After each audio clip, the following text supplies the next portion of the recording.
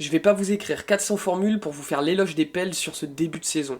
On va faire simple, concis et efficace. New Orleans a actuellement un meilleur bilan que les Cavs, les Grizzlies, les Nuggets, les Clippers, les Mavs, les Nets, les Warriors ou encore les Lakers. Qu'est-ce que vous voulez de plus? Alors vous allez vous dire oui, j'avais la flemme, mais en attendant, il n'y a pas plus factuel.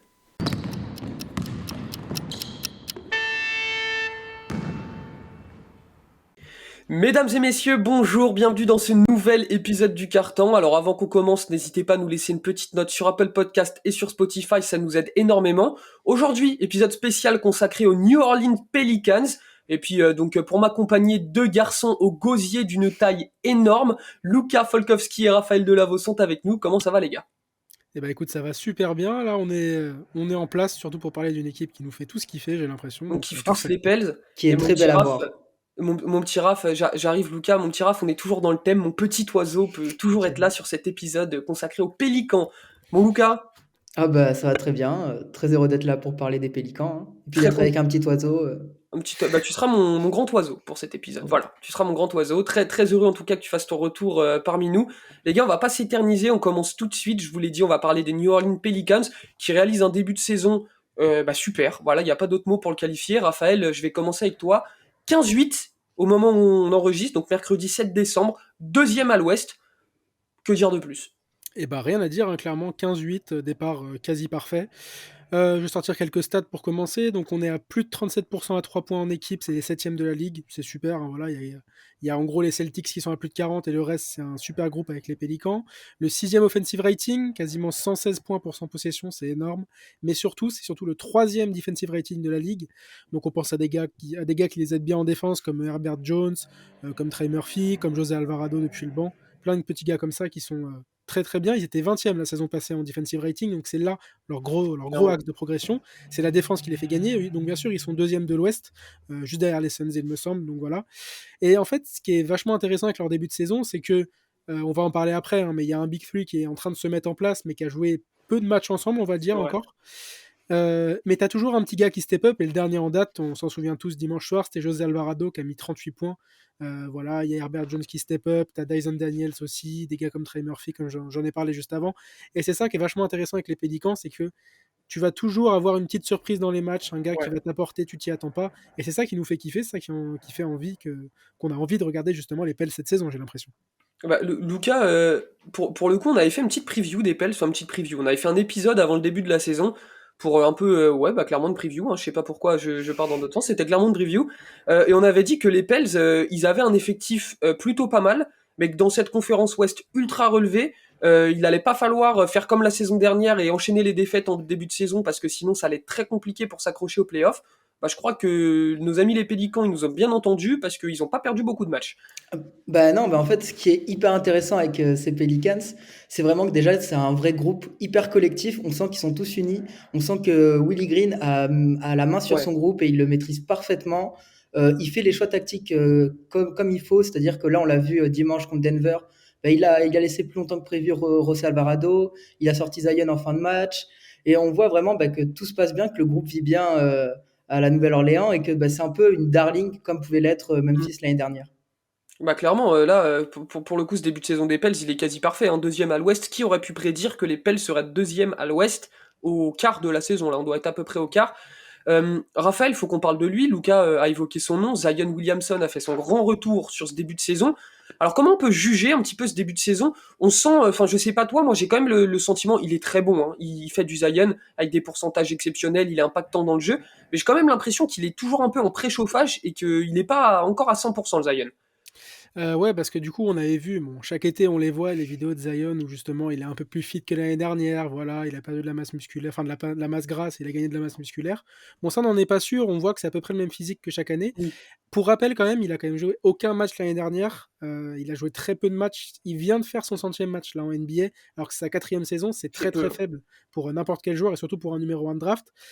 Cette saison, ses statistiques elles baissent un petit peu. Il était à un peu plus de 27 points par match lors de sa saison précédente. Là, il est entre guillemets que à 23,6, ce qui est quand même exceptionnel hein, C'est pour correct. n'importe Hein. quel joueur. Euh, Et avec cette rebond, on a l'impression que, ouais, comme tu dis, Zion, il n'est pas à 100%, il est un peu sur la retenue.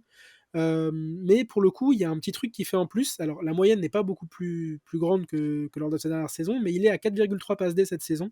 J'ai l'impression qu'il prend un peu plus ce rôle de playmaker, ce rôle de leader qu'il avait un peu moins les années d'avant avec Ingram, avec d'autres gars autour. Là, avec CJ McCollum, il a l'air d'avoir un peu un mentor, un gars qui le dicte là-dedans, qui lui dit qu'il doit être un leader, un gars qui peut aider les gars aussi jeunes que lui et justement leur faire passer un cap. On sent qu'il joue un peu plus avec son cerveau, j'ai l'impression. Toujours 60% de réussite au tir, ça change pas, ça c'est Zion, hein. Toujours très peu de tirs à 3 points, ça c'est très bien aussi. Il en prend un tous les 2 matchs, donc pour le coup, voilà, Zion, on sait que c'est pas une menace de loin, mais même si c'est pas une menace de loin, très peu de gens sont Ça capables de les score. stopper. Ouais, et quand je dis très peu de gens, c'est quasiment personne finalement. Mais donc voilà, c'est un peu l'axe de progression de Zion cette année, j'ai l'impression. Enfin, je me rends compte de ça en regardant quelques matchs. Donc clairement, il a passé un cap. J'ai l'impression qu'il se considère un peu plus comme un leader. Il a l'air d'être un peu plus mature dans son jeu. Et pourtant, il est toujours très très jeune, hein. Zion, c'est un 2000, il doit avoir aujourd'hui 22 ans à peu près. Ouais, c'est ça, Donc 22, ouais. c'est ça. Donc voilà, c'est un très bon truc pour les Pélicans que justement avec ce Big Three, avec Ingram et McCollum, il y ait un gars qui puisse prendre le lead comme Zion Williamson. Mon Lucas, je disais justement avant que je sentais que Zion, il en avait encore quand même un petit peu sous la pédale et qu'il avait très bien commencé, mais que voilà, ça préchauffait. Toi, comment tu jugerais un petit peu ce retour de blessure de Zion Williamson dans ce très bon effectif des Pelicans? Bah, moi, je le trouve hyper intéressant parce Ouais, que déjà, on sent qu'il y a une évolution dans son jeu. Il s'appuie beaucoup moins sur ses qualités physiques qu'auparavant. c'est Et vrai. donc, du coup, ben, quand il appréhende le jeu, il va bien appréhender les défenses, il va bien les analyser, les décortiquer. Et c'est en fait ce rôle de créateur là qu'il a aux côtés de CJ McCollum. C'est limite un créateur bis aux côtés de CJ finalement. Parce que vraiment, ben, il montre toutes les qualités à la passe qu'il a. Il a vraiment une vision de jeu qui est supérieure aux autres joueurs de la ligue à son poste. Et puis, bah, même quand même physiquement, il reste quand même un mutant finalement. Et donc, il a cette combinaison entre bah, qualité athlétique et qualité technique qui sont vraiment incroyables et qu'on avait perçu au moment de sa draft. Et finalement, en plus, moi, je trouve qu'il a vraiment progressé en défense. Parce qu'avant, il y avait des trous d'air avec lui dans la défense des Pels. Et là, cette année, bah, aux côtés de Valanciunas, c'est un peu mieux. C'est pas un défenseur expert, mais c'est toujours mieux. Et puis, on sent vraiment qu'il a pris ce côté leadership, qu'il va porter ses gars, qu'il va avoir les mots qui, des fois, vont être juste un tout petit peu. Il va accepter d'aller sur le banc bah, quand le coach a décidé. Quand il a pris des fautes aussi, il va décider d'aller un peu moins au contre, etc. Donc, c'est vraiment toute cette maturité qu'il a pris dans le jeu qui est hyper intéressante et qu'on attendait de lui bah, à son retour de blessure. Ouais, c'est clair que je suis plutôt d'accord avec ça. Vous l'avez dit tous les deux. On sent qu'il a pris un petit peu en maturité dans son jeu, que c'est moins un simple physique, vraiment une bête physique, et qui joue un petit peu plus avec sa tête par séquence. Lucas, je vais rester avec toi. On a parlé un petit peu de son trio, enfin de son duo surtout avec CJ McCollum, mais il y a le troisième larron, il y a la troisième roue du carrosse quand même, c'est Brandon Ingram. Pour le coup, ils ont peu joué ensemble cette saison parce qu'il y en a toujours un qui est pas là. Il y a eu des petits pépins physiques côté Ingram, un petit peu pareil pour McCollum. Mais sur les matchs qu'on a vus, où ils étaient tous les trois sur le terrain, ça fait mal quand même. Bah, le trio déjà est incroyable offensivement. On a trois joueurs qui peuvent scorer de partout sur le terrain. On a un expert au shoot avec Ingram, on a un expert mi-distance avec CJ McCollum, on a un monstre à l'intérieur avec Zion. Donc juste sur le papier, c'est parfait offensivement. Et en plus, ils ont vraiment cette capacité à accepter que quand un coéquipier brille, eh ben on va le laisser, on va lui donner tous les tickets de shoot, on va le mettre en avant. Et bah, on le voit finalement, c'est que vraiment les statistiques de chacun ont peut-être un petit peu diminué par rapport aux années précédentes, mais pour autant, je les ai jamais trouvés aussi forts Ouais. que cette année ensemble. Et par exemple, je sais que Ingram a des soucis de blessure sur ce début de saison, mais pour autant, eh ben, son absence est bien compensée et quand il est là, il est vraiment hyper bien mis en avant et c'est quelque chose de très appréciable chez les Pels et c'est vraiment ce qu'on attendait d'eux cette année. Ouais, c'est clair, Raphaël, on sent, Luca l'a très bien dit, que voilà, quand il y en a un qui est un petit peu moins bien, il est capable de se mettre un petit peu en retrait pour faire briller les autres, et que ça, on sent que c'est assez naturel chez ce trio-là. Je sais pas ce que tu penses, toi, de ce début de saison de Ingram, McCollum et Zion. Plutôt intéressant, hein, je suis d'accord. Bon, il y a que sur les 23 matchs des Pélicans, il y en a que 10 ensemble. Donc voilà, c'est très peu.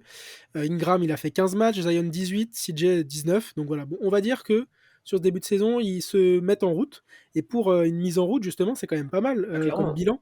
On se dit que les gars, ils n'ont pas encore vraiment joué ensemble, ils se connaissent pas tout le temps. On a l'impression qu'il y a encore des petits moments d'égarement, ce qui est très logique, hein.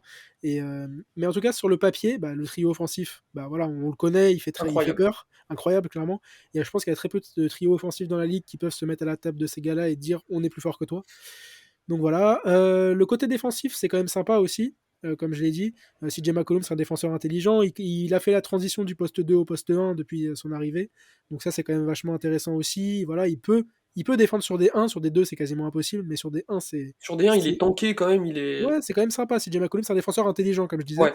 Ingram, bah voilà, super long, athlétique. Il peut utiliser ses qualités athlétiques pour défendre. Et Zion, comme on l'a dit, il est de plus en plus intelligent et surtout en défense. Donc il faut quand même leur laisser un peu de temps, peut-être du temps pour jouer ensemble. Peut-être d'ici là qu'ils aient déjà une petite trentaine de matchs ensemble, on aura un vrai échantillon pour juger. Mais surtout, ce qui est pas mal, c'est que on peut avoir deux gars à mettre à côté de ces gars-là et il y a beaucoup d'options. On peut avoir par exemple Herb Jones et Trey Murphy et faire que des gars longs qui sont compliqués à jouer en défense avec Zion en 5. Ça peut être possible. Je sais pas vraiment si ça a été fait cette année, mais c'est possible. Il peut y avoir une rotation intérieure avec par exemple Larry Nance.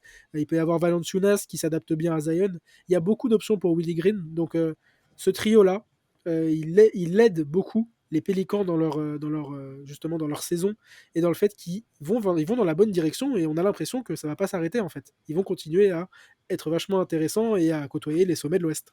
Et bah justement, c'est ma prochaine question. Lucas, je vais te laisser le mot de la fin. Raphaël, il a un petit peu évoqué le nom de tous ces soldats autour de comment dire, de ce trio offensif incroyable. Alors justement, est-ce que avec toute cette équipe, cet effectif qui est bien pensé, un coaching intelligent, plein d'adaptations et d'idées, est-ce que les Pels, au final, ils peuvent tenir cette cadence-là sur la saison entière? Moi, je pense qu'ils peuvent, parce qu'en fait, ils ont un effectif qui est quand même assez profond, Ouais. qui est inexpérimenté, mais qui est assez profond. Tous les postes sont doublés, et donc du coup, bah, c'est quelque chose qui est hyper important. La philosophie de jeu, en fait, on sent qu'elle peut vraiment durer dans le temps. C'est pas quelque chose qui est là et très bien et qui va ensuite bah, être moins bien, que ce soit au niveau du shoot ou quoi. En fait, on voit qu'ils ont des positions ouvertes, que même des fois, ils mettent des shoots ils pourraient mettre plus de shoots. Et puis même, en fait, on sent qu'il y a le trio qui va revenir à 100%. Ben, ça va faire encore plus de dégâts. On a donc Herb Jones qui est super dans son rôle comme on avait vu l'année dernière. On a vraiment genre une équipe de soldats de l'ombre derrière le trio qui sont parfaits pour les mettre en avant. Et c'est vraiment une équipe qui est en plus hyper agréable à avoir joué. Donc moi, je vois pas pourquoi ils pourraient pas continuer comme ça jusqu'à la fin de la saison. Alors peut-être qu'il y aura la remontée de d'autres équipes, je pense aux Clippers ou à Denver, mais ils peuvent leur tenir tête. Clairement, ils ont les armes en tout cas. Bon alors les gars, merci beaucoup pour toutes ces précisions. En tout cas, n'hésitez pas à regarder des matchs des Pelicans, c'est un régal, c'est un délice. Votre temps et votre sommeil ne sera pas perdu. N'hésitez pas à nous dire en commentaire justement ce que vous pensez de ce début de saison des Pels et si vous les voyez tenir dans les hauteurs, dans les sommets de la conférence Ouest, on se fera un plaisir de vous répondre.